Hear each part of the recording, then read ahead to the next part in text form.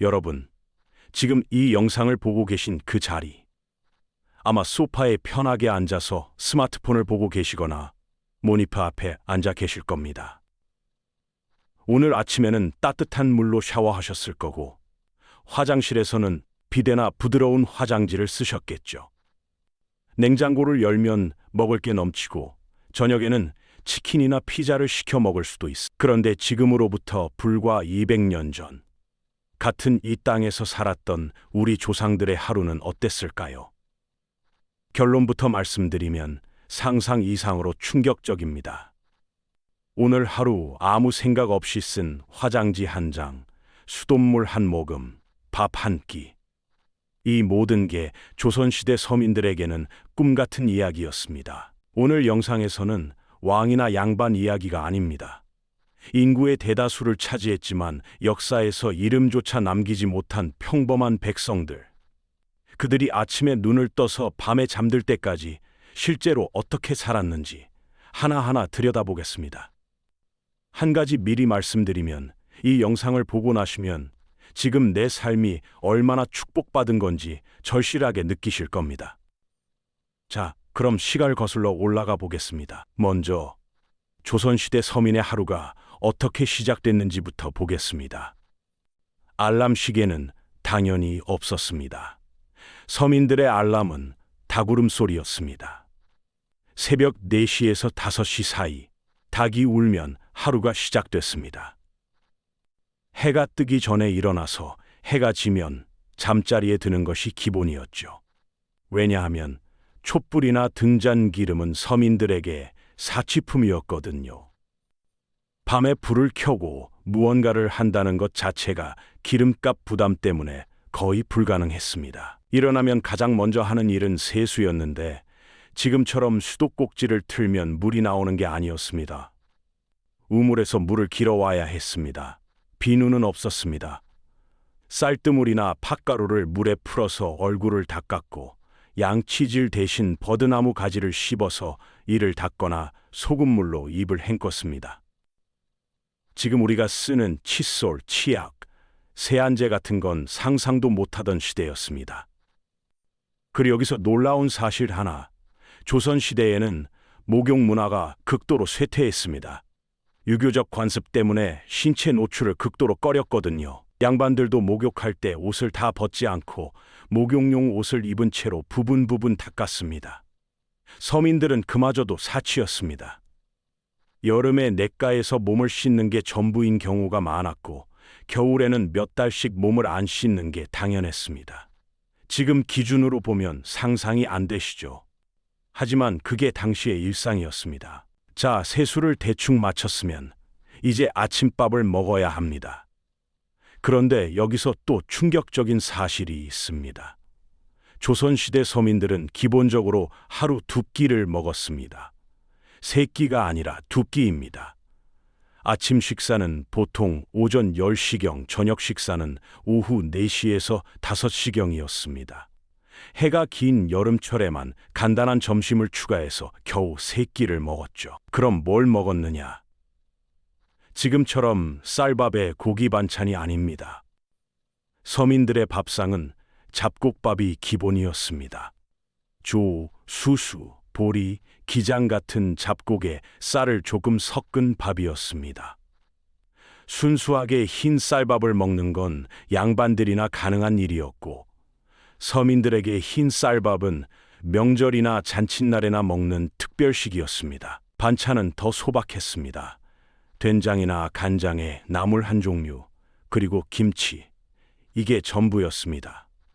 주변에서 쉽게 구할 수 있는 산나물이나 들나물을 캐서 무치거나 삶아 먹었고, 풍족한 집은 여기에 두부나 생선 한 토막이 올라가면 그날은 잔치였습니다. 고기는 평민들에게 거의 접할 수 없는 음식이었습니다. 특히 소고기는 국가에서 소 도축을 법으로 금지했기 때문에 양반들도 함부로 먹지 못했습니다. 농사에 소가 필수적이었거든요. 노비들의 식사는 더 열악했습니다.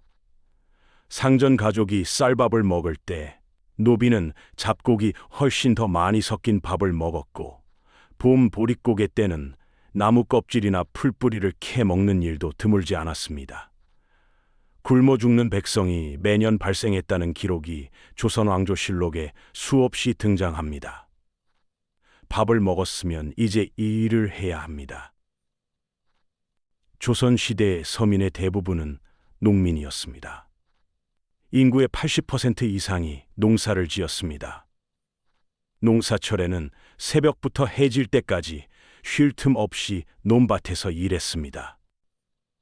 지금처럼 트랙터나 경운기가 있었던 게 아니라 소 한 마리와 사람의 힘이 전부였습니다. 소가 없는 집은 사람이 직접 쟁기를 끌었습니다. 여성들의 하루는 더 고단했습니다. 남편이 밭에서 일하는 동안 아내는 집에서 밥을 짓고 빨래를 하고 아이를 돌보고 물을 깃고 나무를 캐고 길쌈을 했습니다. 특히 빨래는 지금과는 차원이 다른 중노동이었습니다. 세탁기는커녕 비누도 없었으니까요. 옷의 바느질을 전부 뜯어서 한 올 한 올 펼친 다음 잿물이나 쌀뜨물에 담가 두었다가 빨래 방망이로 수십 번 두들겨 때를 빼고 다시 바느질해서 옷으로 만들었습니다. 빨래 한 번 하는데 하루가 꼬박 걸리는 경우도 흔했습니다. 농사 외에도 서민들은 다양한 생업에 종사했습니다. 장터에서 물건을 파는 상인, 나무를 해서 파는 나무꾼, 물고기를 잡는 어부, 신발이나 도자기를 만드는 수공업자 등이 있었지만 대다수의 일상은 해가 뜨면 일하고 해가 지면 쉬는 끝없는 노동의 반복이었습니다. 자, 이제 여러분이 가장 궁금해하실 부분입니다. 조선시대 서민들은 화장실을 어떻게 이용했을까요? 이 부분은 솔직히 현대인의 감각으로는 받아들이기 어려운 내용이 많습니다. 서민들의 화장실은 뒷간이라고 불렸습니다. 집 뒤편이나 옆에 간단하게 만든 작은 공간인데 구조가 아주 단순했습니다. 땅에 구덩이를 파고 그 위에 나무 판자 2개를 걸쳐 놓은 게 전부였습니다. 문이 없는 경우도 많았고 지붕도 없거나 거적대기를 덮는 수준이었습니다. 겨울에는 찬바람을 맞으며 볼일을 봐야 했고 여름에는 구더기와 파리 때문에 앉아있기가 힘들 정도였습니다. 그리고 가장 충격적인 부분, 볼일을 본 뒤 뒤처리를 어떻게 했느냐? 화장지가 없었습니다.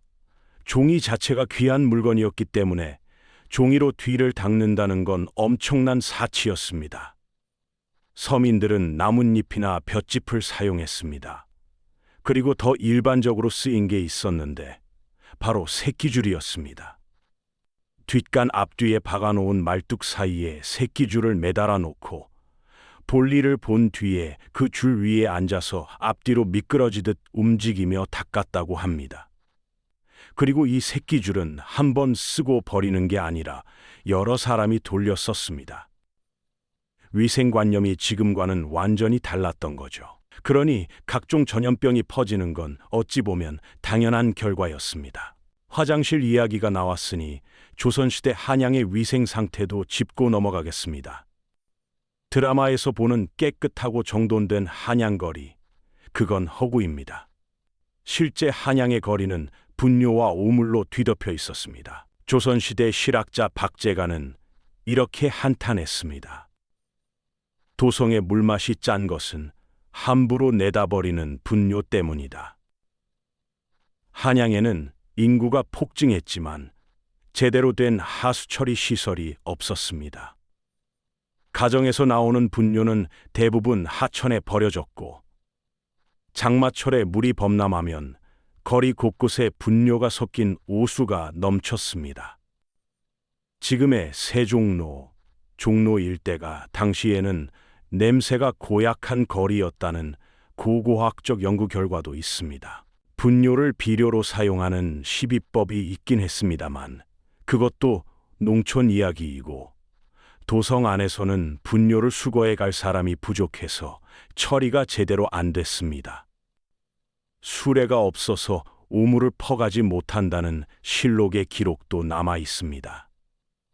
이런 환경이었으니 조선시대 한양에서는 전염병이 끊이지 않았습니다. 천연두, 홍역, 장티푸스, 콜레라 같은 전염병이 수시로 돌았고 한 번 돌면 수천에서 수만 명이 목숨을 잃었습니다. 이번에는 조금 부드러운 주제로 넘어가 보겠습니다. 조선시대 서민들의 연애와 결혼 이야기입니다. 결론부터 말씀드리면 조선시대에 자유연애라는 개념은 거의 없었습니다. 특히 유교적 규범이 강해진 조선 중기 이후부터는 남녀가 자유롭게 만나는 것 자체가 금기시됐습니다. 결혼은 대부분 부모가 정해주는 중매 결혼이었고 신랑과 신부가 결혼식 날 처음 얼굴을 보는 일도 흔했습니다. 법적으로 혼인이 가능한 나이는 남자 15살, 여자 14살이었습니다. 지금 기준으로 보면 중학생 나이에 결혼을 한 겁니다. 부모 중 한 사람이 지병이 있거나 50살이 넘었다면 12살만 되어도 결혼을 시킬 수 있었습니다. 이른바 조혼 풍습인데 이건 고려시대에 원나라에 처녀를 바치는 궁녀 제도를 피하려고 일찍 결혼시킨 데서 유래했습니다. 그 풍습이 조선까지 이어진 거죠. 양반 집안에서는 같은 성을 가진 사람끼리 혹은 양인과 천인 사이의 결혼을 법으로 금지했고 집안의 가문과 격을 철저하게 따졌습니다. 반면에 서민들은 이런 규제가 상대적으로 느슨했습니다. 장터나 마을 축제, 들판에서 일하다 자연스럽게 마음이 통해 부모에게 허락을 받는 경우도 있었다고 합니다. 하지만 그것도 자유연애라기보다는 마을 공동체 안에서 어른들의 눈을 의식하며 조심스럽게 이루어진 만남이었습니다. 서민의 결혼식은 양반에 비해 매우 소박했습니다. 화려한 홀레복 대신 깨끗이 빨아입은 옷 한 벌, 마을 사람들이 모여 음식을 나눠 먹는 것이 결혼잔치의 전부인 경우가 많았습니다. 자, 이제 조선시대 서민들이 어디에서 살았는지 이야기해 보겠습니다. 조선시대 백성의 약 90%는 초가집에서 살았습니다. 기와집은 양반이나 부유한 상인의 전유물이었고 대부분의 서민은 볏짚으로 지붕을 얹은 초가삼간에서 살았습니다. 초가삼간이라는 말 자체가 방 3칸짜리 집이라는 뜻인데 실제로는 방 하나, 부엌 하나, 마루 하나가 전부인 아주 작은 집이었습니다. 여기에 온 가족이 함께 살았습니다. 부부와 아이들, 때로는 시부모까지 방 하나에서 잠을 잤습니다. 겨울에 따뜻하게 지낼 수 있었던 건 온돌 덕분이었습니다. 아궁이에 불을 떼면 그 열기가 바닥 밑에 돌을 통해 방 안으로 퍼지는 구조였는데 이 온돌은 세계적으로도 유례가 없는 독창적인 난방 시스템이었습니다. 하지만 온돌에도 문제가 있었습니다. 구들장이 갈라지거나 깨지면 연기가 올라와 일산화탄소 중독으로 사망하는 일이 실제로 있었습니다. 겨울밤에 불을 세게 떼고 잠들었다가 아침에 일어나지 못하는 비극이 드물지 않았던 거죠. 또한 초가지붕은 매년 가을에 새 볏짚으로 교체해야 했고 비가 오면 새는 경우가 허다했습니다. 태풍이 불면 지붕이 통째로 날아가기도 했습니다. 이번에는 조선시대 서민들이 입었던 옷 이야기입니다. 드라마에서 보는 색색의 화려한 한복은 양반들의 옷이었습니다. 서민들은 대부분 흰 옷을 입었습니다. 염색을 하려면 비용이 들었기 때문에 물들이지 않은 자연 그대로의 흰 무명옷을 입었던 거죠. 조선이 배미 민족이라고 불린 데는 이런 현실적인 이유가 있었습니다. 옷감도 귀했기 때문에 한 벌의 옷을 여러 해에 걸쳐 입었습니다. 해지면 기워 입고 또 해지면 또 기워 입었습니다. 겨울에는 무명옷 안에 솜을 넣어 입거나 여러 겹을 겹쳐 입는 것 외에는 추위를 막을 방법이 마땅치 않았습니다. 신발도 집신이 대부분이었고 비가 오면 금방 젖어서 맨발로 다니는 일이 흔했습니다. 조선시대 서민들은 여가 시간을 어떻게 보냈을까요? 사실 여가라는 개념 자체가 지금과는 달랐습니다. 농사철에는 쉴 틈이 없었고 비농사철인 겨울에야 비로소 약간의 여유가 생겼습니다. 서민들의 대표적인 여가 공간은 주막이었습니다.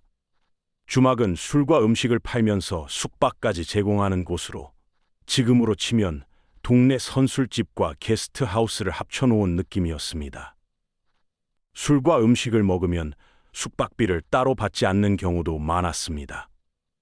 주막에서 팔던 술은 주로 탁주, 그러니까 막걸리였고 양반 손님을 위해 향기를 넣은 특별한 술을 팔기도 했습니다. 장터도 중요한 사교 공간이었습니다. 보통 5일에 한 번씩 열리는 5일장에 동네 사람들이 모여 물건을 사고 팔면서 소식을 나누고 씨름, 줄다리기, 윷놀이 같은 놀이를 즐겼습니다. 조선 후기에는 판소리, 탈춤 같은 서민 문화가 발달하면서 장터가 일종의 문화공간 역할을 하기도 했습니다. 마지막으로 조선시대 서민들이 가장 두려워했던 것 두 가지를 말씀드리겠습니다. 하나는 전염병이고 다른 하나는 형벌이었습니다. 먼저 전염병입니다. 앞서 말씀드린 것처럼 위생 환경이 열악했기 때문에 전염병은 조선시대 최대의 재앙이었습니다. 천연두, 홍역, 장티푸스가 주기적으로 돌았고 한번 유행하면 마을 전체가 초토화되는 일도 있었습니다. 조선시대 평민의 평균 수명이 35세 안팎으로 추정되는데 이렇게 짧은 이유의 상당 부분이 높은 영아 사망률과 전염병 때문이었습니다. 5살 이전에 사망하는 아이가 전체 사망자의 약 45%를 차지했다는 연구 결과도 있습니다. 형벌도 서민들에게는 큰 공포였습니다. 조선시대의 기본 형벌은 5가지, 태형, 장형, 도형, 유형, 사형이었습니다. 태형은 작은 곤장으로 엉덩이를 때리는 것, 장형은 더 큰 곤장으로 때리는 것인데 장 100대를 맞으면 목숨을 잃는 경우도 있었습니다. 도둑질을 하면 곤장은 기본이고 강도질은 사형까지 가능했습니다. 서울의 치안은 포도청이 담당했는데 포도청의 포졸들이 범인을 잡으면 신문 과정에서 가혹한 고문이 이루어지는 일도 많았습니다. 그리고 서민들에게 가장 무거운 짐은 세금과 부역이었습니다. 농사지은 수확물의 상당 부분을 세금으로 바쳐야 했고 국가에서 필요하면 성을 쌓거나 관할을 짓는 일에 강제로 동원됐습니다. 흉년이 들어도 세금은 줄지 않았고 관리들의 횡포까지 더해지면 삶은 그야말로 지옥이었습니다. 자, 여기까지 조선시대 서민들의 하루를 처음부터 끝까지 살펴봤습니다. 정리해 보겠습니다. 새벽에 닭 울음소리에 일어나서 우물에서 물을 길어 쌀뜨물로 세수하고 잡곡밥에 나물 한 접시 먹고 해질 때까지 논밭에서 일하고 새끼줄로 뒤를 닦고 분뇨가 흐르는 거리를 지나 초가삼간에 돌아와 온돌방에서 온 가족이 모여 잠을 청하는 삶. 지금 우리에게는 너무나 당연한 것들, 깨끗한 물, 화장지, 화장기, 하루 3끼, 따뜻한 집, 병원. 이 모든 게 불과 200년 전에는 존재하지 않았거나 서민들에게는 닿을 수 없는 것들이었습니다. 역사를 배우는 이유 중 하나는 과거를 통해 현재를 돌아보는 것이라고 생각합니다. 오늘 이 영상을 보시면서 그때 사람들은 정말 힘들게 살았구나 하고 느끼셨다면 동시에 지금 우리가 누리고 있는 일상이 얼마나 대단한 건지도 함께 느끼셨으면 좋겠습니다. 여러분은 조선시대 서민의 삶에서 가장 충격적이었던 부분이 무엇인가요? 댓글로 알려주세요. 그리고 이런 역사 이야기가 더 궁금하시다면 구독과 좋아요 꼭 부탁드립니다. 여러분의 응원이 영상 제작에 큰 힘이 됩니다. 감사합니다. 그럼 다음 영상에서 뵙겠습니다.